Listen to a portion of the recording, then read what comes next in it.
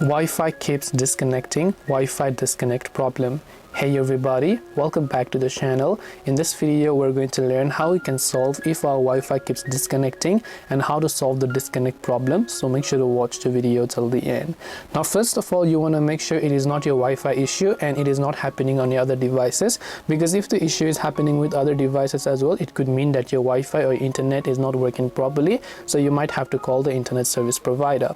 Now if it is the issue with your device, then there are a couple of things that we can do. Long press the Wi-Fi toggle over here and then simply go to its details page and come to the Wi-Fi tab. You can tap the gear icon next to it and just tap on the forget option once to go ahead and then basically forget it, and you can try to connect to the network again and see if that actually helps you solve the problem.